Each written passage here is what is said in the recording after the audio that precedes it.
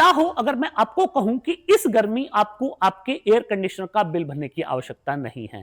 क्या हो अगर मैं आपको यह कहूं कि आपको आपका एयर कंडीशनर बदलने की भी आवश्यकता नहीं है, आपकी वही पुराने एयर कंडीशनर का बिल हो जाएगा जीरो। गर्मियां लगभग शुरू होने के स्टेज पे हैं और बहुत सारे व्यूअर्स का मैसेज ये है, एक तो एयर कंडीशनर का बिजली बिल हमें वैसे ही पहले परेशान करता था, दूसरा TOD system, tariff of the day system ने पूरा का पूरा गणित बिगाड़ दिया। टीओडी सिस्टम के हिसाब से मेरा बिजली का बिल 3 गुना तक जा सकता है। आखिर ऐसा क्या करूं कि मेरे एयर कंडीशनर का बिल जीरो हो जाए। तो फ्रेंड्स, आज इस वीडियो में मैं आपको बताने जा रहा हूं कि आपके घर पे अगर 1.5 टन का एयर कंडीशनर लगा है, इन्वर्टर टेक्नोलॉजी का है चाहे नॉन इन्वर्टर टेक्नोलॉजी का है, दिन भर आप किस तरीके से फ्री चला सकते हैं, 24 घंटे आप किस तरीके से फ्री चला सकते हैं, सरकार से आप किस तरीके से फायदा उठा सकते हैं। और इस वीडियो की सबसे बड़ी बात यह कि इस वीडियो में मैं आपको ऐसे ऐसे सीक्रेट बताने वाला हूं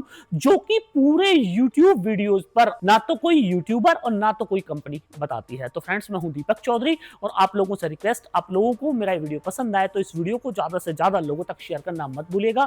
अभी तक भी अगर आपने हमारा चैनल सब्सक्राइब नहीं किया है तो चैनल को सब्सक्राइब करना ना भूलें। तो फ्रेंड्स, जब भी आप एयर कंडीशनर लेने अपने मार्केट में जाते हैं तो वहां पे दुकानदार भाई आपको सिर्फ 2 बातें बोलते हैं, साहब 3 स्टार दे दूं कि 5 स्टार दे दूं, 3 स्टार का रेट ये, 5 स्टार का रेट ये। और आपको लगता है कि ये स्टार रेटिंग का ही पूरा फर्क है, 3 स्टार लूंगा थोड़ा बिजली का बिल ज्यादा आएगा, 5 स्टार में बिजली का बिल कम आएगा, तो मेरे को 5 स्टार ही लेना चाहिए। यहाँ पे मैं आप लोगों को ये कंफर्म कर दूं कि एयर कंडीशनर के अंदर 3 टेक्नोलॉजी आज की डेट में इंडिया में एग्जिस्ट करती हैं।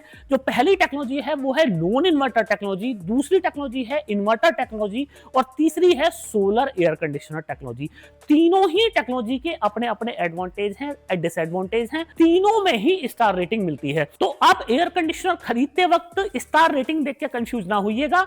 आपको टेक्नोलॉजी वाइज एयर कंडीशनर खरीदना है। अगर आप ये चाहें कि तीनों टेक्नोलॉजी में से कौन सी टेक्नोलॉजी बेस्ट होती है, पावर कंजप्शन किसके कितने होते हैं, तो आप मेरे को कमेंट कीजिएगा एयर कंडीशनर, तो मैं आप लोगों के लिए एक लेटेस्ट वीडियो बना दूंगा जिसमें मैं तीनों टेक्नोलॉजी को कंपेयर कर दूंगा कि कौन सा एयर कंडीशनर आपको लेना चाहिए।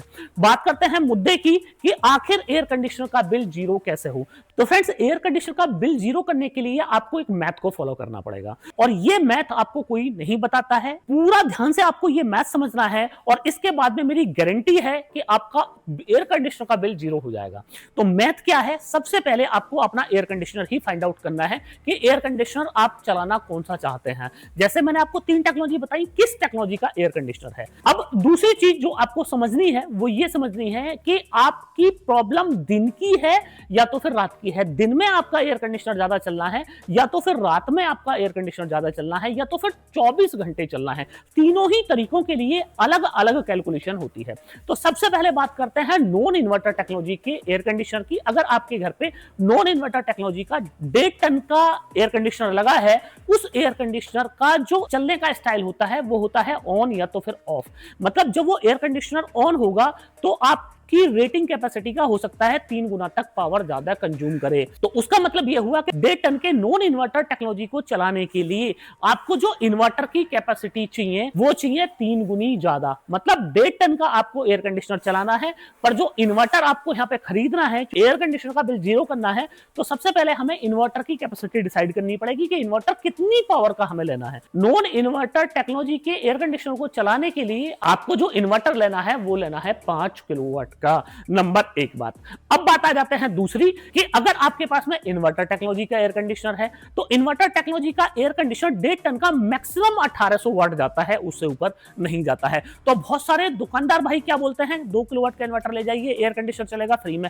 2 केवीए के इन्वर्टर पे अगर आप 1.5 टन का इन्वर्टर टेक्नोलॉजी का एयर कंडीशनर चलाना चाहते हैं तो आप सबसे बड़ी गलती कर रहे हैं। गलती क्या कर रहे हैं? क्योंकि एयर कंडीशनर कभी भी अकेला नहीं चलता है। एयर कंडीशनर जब आप चलाएंगे तो आपका पंखा भी चल रहा होगा, कुछ लाइट भी चल रही होंगी, कुछ ना कुछ ऐसा लोड घर में जरूर होगा कि जो एयर कंडीशनर के साथ में आपको चलाना ही चलाना पड़ता है। तो जो भी इन्वर्टर 100% कैपेसिटी पे चलेगा, दिक्कत आ जाएगी, इन्वर्टर आपका खराब हो जाएगा। तो वहां पे क्या करना है, मिनिमम वहां पे 3 किलोवाट का इन्वर्टर लेना है। अब बात करते हैं, अगर आपके पास में सोलर एयर कंडीशनर है तो फिर क्या, सोलर एयर कंडीशनर में 1.5 टन का जो एयर कंडीशनर है वो बामुश्किल 1200 वाट से ऊपर नहीं जाता, तो वहां पे आप 2 किलोवाट का भी इन्वर्टर ले सकते हैं। तो ये हो गया सबसे पहला फार्मूला कि इन्वर्टर कितना बड़ा मेरे को लेना है। अब बात करते हैं कि दिन में चलाना है और कि रात में चलाना है। तो सबसे पहले दिन का समझ लीजिए कि दिन में अगर आपको एयर कंडीशनर चलाना है तो चाहे आपका इन्वर्टर टेक्नोलॉजी का एयर कंडीशनर है चाहे नॉन इन्वर्टर का है, एयर सोलर वाले को साइड कर देते हैं, तो दिन के अंदर आपका 1.5 टन का एयर कंडीशनर मैक्सिमम 10 यूनिट से ज्यादा नहीं खाएगा। एवरेज आप लगा के देख लीजिएगा, 1.5 टन का एसी इन्वर्टर है चाहे नॉन इन्वर्टर है, 5 स्टार अगर है तो 10 यूनिट मैक्सिमम खाएगा। अब 10 यूनिट जब आपका एयर कंडीशनर बिजली खा रहा है तो आपको 10 यूनिट फ्री में आनी चाहिए। तो 10 यूनिट फ्री में आने के लिए आपको लगाना है वहां पे सोलर पैनल। वीडियो को कहीं से भी स्किप ना करें, क्योंकि रात का भी मैं पूरा फार्मूला बताऊंगा कि रात में आप किस तरीके से ग्रिड फ्री हो सकते हैं। अब आपको यहाँ पे समझने की बात यह है कि देखो मैंने यहाँ पे 3-4 तरह के सोलर पैनल लगवाए हुए हैं, आप देखें 1 2 3 4। अब यहाँ पे करना आपको यह है कि आपको दिन के लिए 10 यूनिट चाहिए, तो 10 यूनिट के लिए अगर आपको टेक्नोलॉजी वाइज बात करेंगे तो मोनोपर्क का पैनल आपको सस्ता पड़ेगा। अक्सर एक आम ग्राहक को सबसे बड़ा बेवकूफ इसी बात को लेकर बनाया जाता है, जो मार्केट का सबसे बड़ा स्कैम है वो ये है कि जब भी आप सोलर पैनल लेने मार्केट में जाएंगे तो सोलर पैनल पे बात होगी कि भैया 18 रुपए वाट का है जी, 20 रुपए वाट का है, 550 वाट का है जी, 500-600 वाट का है जी, पर आपको कोई ये नहीं बताएगा कि भाई साहब ये 550 वाट का 1 किलोवाट का पैनल कितने यूनिट बनाएगा ना, वो कोई नहीं बताएगा। क्यों नहीं बताएगा? क्योंकि बात रेट पे हो रही है, प्रॉफिट उनका कहां है, रेट पे। आप स्मार्ट बनिए, आप उनको पूछिए भाई साहब ये बताओ, वो ठीक है रेट कितना है वो मैटर नहीं करता, मैटर ये करता है ये 1 किलोवाट का बिजली कितनी बनाएगा। मैं आपको बता दूं, मोनोपर्क टेक्नोलॉजी जो कि 550 से 600 वाट के बीच में आपको पैनल मिल जाएंगे, मोनोपर्क टेक्नोलॉजी का करीब 4 से 5 यूनिट 1 किलोवाट बना देगा। अगर मोनोपर्क से ऊपर जाते हैं, आप टॉपकॉन टेक्नोलॉजी पे चले जाते हैं तो लगभग आपको 5 यूनिट के आसपास मिल जाएगा एवरेज में, मतलब 5.5 तक भी चला जाता है, पर एवरेज पकड़ लो 5 यूनिट का, 4 यूनिट का मोनोपर्क, 5 यूनिट का आ जाता है टॉपकॉन। एक एवरेज की मैं बात कर रहा हूं, जगह के हिसाब से पैनल की जो प्रोडक्शन कैपेसिटी है वो प्लस माइनस हो सकती है। दो चीजें मैटर करती हैं, जगह, किस जगह आप ये सोलर पैनल लगा रहे हो, टिंट एंगल, किस टिंट एंगल पे लगा रहे हैं। तो ये जो मैं आपको फिगर दे रहा हूं कितने यूनिट की, ये एक एवरेज फिगर है और जगह के हिसाब से ये फिगर प्लस माइनस हो सकती है। इसके अलावा अभी मार्केट के अंदर आपको एचजीटी पैनल देखने को मिल जाएगा, करीब 6 यूनिट आप यहां पकड़ सकते हैं एचजीटी पैनल में। इसके साथ ही एचडीटी पैनल की बात करें तो एचडीटी पैनल में आपको करीब 7 यूनिट तक मिल जाएगा।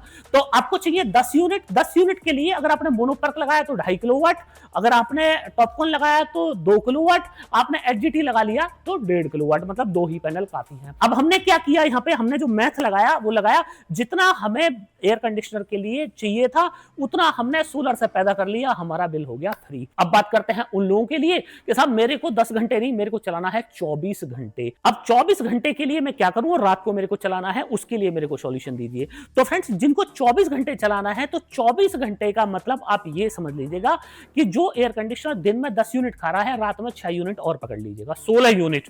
और जो एयर कंडीशनर आपका दिन में खा रहा है 8 यूनिट, आप पकड़ लीजिएगा कि लगभग 14 यूनिट तक अगर 24 घंटे आप चलाते हैं तो उतना आपका पावर कंजप्शन वो कर लेगा। तो उसके लिए आपको इन्वर्टर सेम रखना है, सिर्फ नंबर ऑफ पैनल बढ़ा देना है।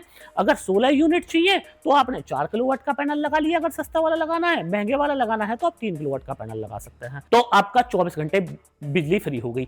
अब यहाँ पे एक दूसरी सबसे बड़ी बात जो लोग नहीं बताते और जो आप लोगों को समझना चाहिए, इस वीडियो का सबसे इंफॉर्मेटिव पार्ट ये है, लोग अक्सर क्या करते हैं, जब भी आप सिस्टम लेते हैं तो आपको चिपका देते हैं लेड एसिड की बैटरी। लेड एसिड की बैटरी ले जाओ सर, 200 एम्पियर की है, 300 एम्पियर की है, और इन बैटरियों से आप रात भर एयर कंडीशनर चल जाएगा। पर फ्रेंड्स, मैं आपको बताऊं, लेड एसिड बैटरी में 2 तरह की रेटिंग होती है, एक होती है C10, एक होती है C20।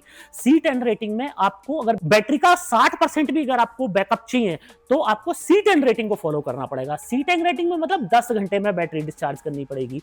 तो अगर आपके पास 4 बैटरी लगी हैं और 4 बैटरी अगर 600 वाट से ज्यादा का लोड आप 4 बैटरियों से ले रहे हैं, बैकअप देगी बामुश्किल 1 घंटे का, 1.5 घंटे का, उससे ज्यादा नहीं देगी। और चूंकि अगर आपने नॉन इन्वर्टर टेक्नोलॉजी का एयर कंडीशनर अगर आपने लगवाया हुआ है तो वो जाएगा आपका 1.5 किलोवाट का लोड खाएगा, 1800 वाट का लोड खा रहा है। तो 1800 वाट के लोड पे जब आप 2 बैटरी या तो फिर 4 बैटरी से लोड लिफ्ट करेंगे तो वो बैटरी अपनी कैपेसिटी खो देगी, आपको अपनी कैपेसिटी का बामुश्किल 20 से 30% ही आपको बैकअप मिलने वाला है। अब यहाँ पे समझने वाली बात यह है, बैटरी में आप जब बैटरी को चार्ज करेंगे तो बैटरी को चार्ज करने में अगर आपके पास में 150 एच की 4 बैटरी लगी है, 5 किलोवाट पर 4 बैटरी आपको लगानी पड़ेगी लेड एसिड की, तो 4 बैटरी अगर आपने लगाई हुई है तो 4 बैटरी को चार्ज करने में 8 यूनिट आपकी बिजली खर्च होगी। पर जब आप एयर कंडीशनर उस बैटरी से चलाएंगे तो बामुश्किल 2 ही यूनिट आपको वापस मिलेंगी बैटरी से, तो 6 यूनिट का तो आपका यही नुकसान हो गया। इतना तो आपने एयर कंडीशनर में बचाया नहीं, बैटरी से जब बैकअप लिया उसमें आपने अपना नुकसान कर लिया। तो यहां पे आपको स्मार्ट बनना है, यहां पे आपको समझदार बनना है। अगर आप चाहते हैं कि रात में आपका एयर कंडीशनर चले और बैटरी बैंक पे चले तो फिर आप लिथियम बैटरी पर स्विच कीजिएगा। जैसे मैंने यहाँ पे लिथियम बैटरी लगाई हुई है, ये 24 वोल्ट की बैटरी है, इसके साथ ही आप 48 वोल्ट की बैटरी भी ले सकते हैं।